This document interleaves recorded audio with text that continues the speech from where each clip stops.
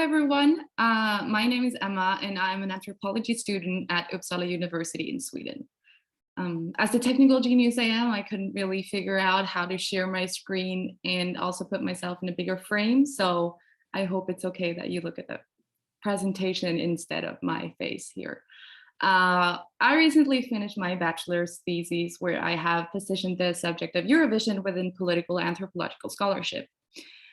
Trying to break down your precious work into just a short presentation is not really the easiest task, but I have done my best to try and do my work justice, and I hope that you will all feel intrigued to read the entire thing once you see me struggle to summarize it right now.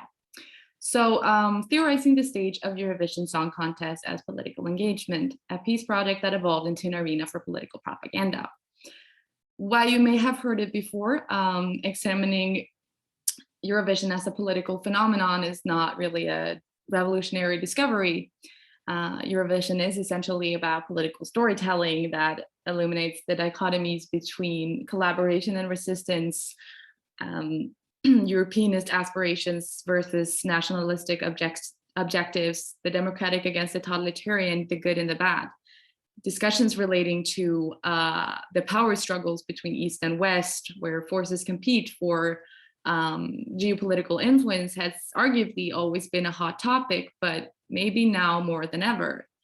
And Eurovision constitutes a powerful source that has produced a new center of political actions among the nations represented in the contest.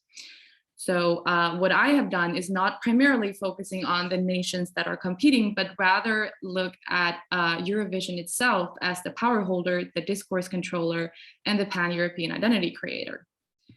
So I have broken it down into three main questions. How does the Eurovision organizer control the political discourse through the selection of competing songs? How can we understand Eurovision as an imagined community? And how are national identities performed and projected on the Eurovision stage? I have used a methodological framework of qualitative research, and my empirical data consists of 7 interviews with experts and officials who are all engaged at various levels in the Eurovision universe. And it was important for me to get information from people with diverse backgrounds and opinions because I wanted to get a candid discussion on the topic. And this was followed by a visual analysis of the performances and context surrounding entries from Ukraine, Belarus, and Russia over the last 2 decades. So 3 main narratives have emanated from this story. First, the Eurovision Song Contest can be understood as an imagined community created by language and imagined through symbols of meaning. What this means is that the governing body of Eurovision is the sovereign player who gets to control the political discourse by managing the selection of participating songs and competing nations. And through this narrative, I propose studying Eurovision as a political unity installed under a detailed set of rules established to create a song contest of cohesion, harmony, and respect. And by controlling the flow of discourses allowed to enter the Eurovision stage, the governing body manages the definition of what it means and what is required to be European. What this implies is that they define what rules of behavior are allowed, demands and expectations that are communicated through the contest rationale. The execution of these rules becomes a key instrument in the social construction of the imagined community. So what is an imagined community? Well, understanding Eurovision as an imagined community does not suggest studying it as a nation itself. Instead, one should examine it as an entity consisting of a carefully curated political identity. And I have argued that from this perspective, the song contest is essentially a social illusion carried out by the official through successful impression management. So the Eurovision organizers must mobilize their members in social encounters, and a way to do that is through rituals and symbols designated for the community members and invoked by this political leadership.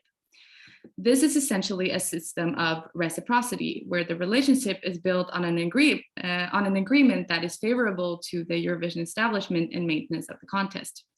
In return, the contest provides a stage for nation branding, global recognition, and European unification. And together, it creates an image of respect and a sustainable system for all participants. And it should therefore be read as an idealized, controlled space where the image of how things should be is essentially conveyed. So how did they successfully communicate with their intended audience? Every year, the contest's core values are played out on stage, and they are communicated through these symbols and cultural artifacts that are aroused with deep attachments. These are recognizable characters, expressions, and activities with which the community members can identify because they command such profound emotional legitimacy. For example, in 2015, the overarching theme was bridges, and the slogan that year was "Building Bridges," which of course encompasses the symbolic meaning of connecting people or places. And in a song contest, the communal act of singing together enacts a symbolic bridge that links people through their mingled voices. This, according to the scholarly expert and one of my informants, Ivan Rakoff. He goes on to explain how the metaphorical bridge of communal singing illustrate two of the contest's core values. First, the sense of community with a group of people that celebrates the contest, and second, the sense of collective belonging that connects with others beyond the smaller group. This goes back to the understanding of the power of imagination as the vessel of meaning, but also the power of impression management as the strategy employed to direct what that meaning should be. To further exemplify what impression management means and when it is successful and when it's not, I have looked at 3 countries competing in Eurovision. First off, Russia. According to Irving Goffman, impression management is most noticeable among those who are discredited and have to assuage their stigma to successfully interact with others. And this is visible looking at some of the Russian entries over the years.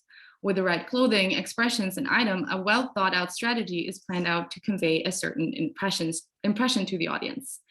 For example, with the artist Manitsa in 2021, the front that they presented was more consistent with the norms, morale, and unwritten laws of the Eurovision rationale.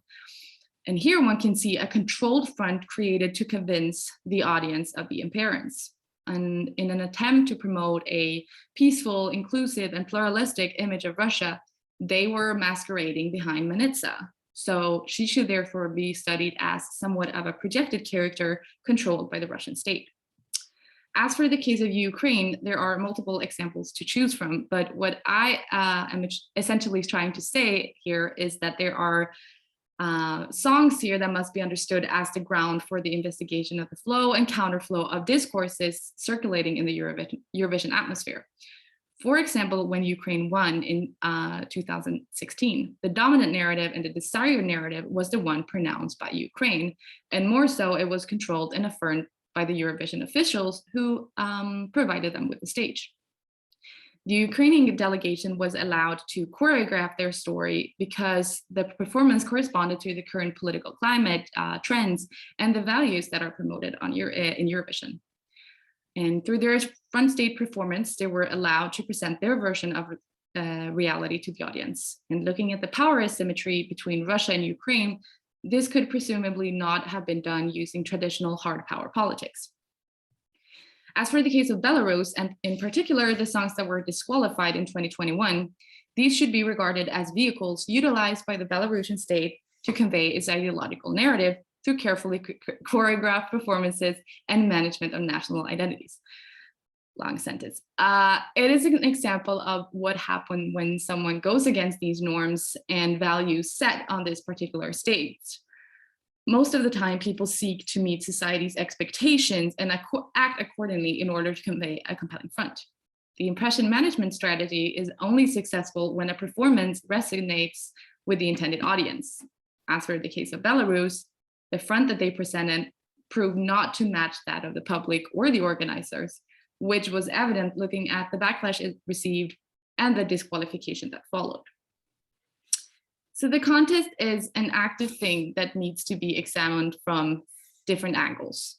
And after having analyzed the role of Russia, Ukraine, and Belarus in Eurovision over the years, it can be concluded that they all utilize the Eurovision stage to alter the perception of themselves in international media, whether that relates to or whether that mission has been successful or not is partly dependent on our joint history, political trends, and biases that structure our ways of thinking.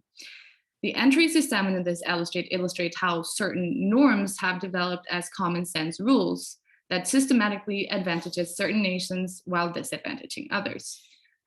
Furthermore, adding this visual aspect to this study has enabled me to analyze how images, the performances, can be politicized and used to conduct cultural warfare.